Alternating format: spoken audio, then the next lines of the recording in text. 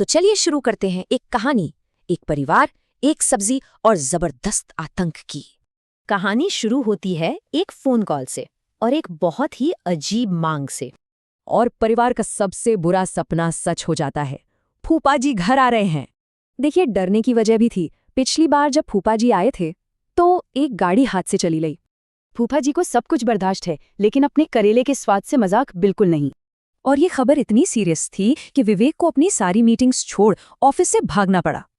तो परिवार ने एक इमरजेंसी मीटिंग बुलाई। मिशन था करेले से कड़वाहट को पूरी तरह खत्म करना। अगली सुबह दरवाजे पर रहस्यमयी तरीके से करेलों से भरी एक बाल्टी मिलती है। और फिर एक्सपेरिमेंट शुरू होता है। घर के 4 लोग और 4 अलग अलग तरकीबें। कोई सेक्रेटरी से पूछ रहा है तो कोई 95 साल की अम्मा से। सब करेले की कड़वाहट हटाने में लगे हैं। यहाँ तक कि एक सब्जी वाले ने भी कहा, कड़वाहट निकाल दी तो करेले में बचा ही क्या। और घंटों की मेहनत के बाद ये था फाइनल मेन्यू। करेले के चिप्स, भरता और भी बहुत कुछ। फिर मेहमान आते हैं और फूफा जी को तो आते ही खाना चाहिए। उन्होंने साफ कह दिया कि वो सुबह से भूखे हैं, खास ससुराल के खाने के लिए। और अब चखने की बारी। पूरा परिवार सांसें थामे देख रहा है। वो एक निवाला लेते हैं, फिर दूसरा, फिर तीसरा और फिर अचानक रुक जाते हैं। उनकी पहली शिकायत कड़वेपन की नहीं, बल्कि ज्यादा नमक की थी। और कमाल की बात यह है कि उन्होंने चारों डिशेस खाईं।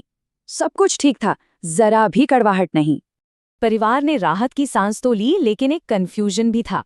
सवाल ये था कि आखिर करेला इतना भी कड़वा क्यों नहीं लगा। और फिर फूफा जी ने राज खोला। इस बार उन्होंने खुद मीठे करेले भेजे थे। मतलब परिवार ने इतनी मेहनत करके करेले की मिठास ही खत्म कर दी थी, जिससे वो नमकीन हो गए।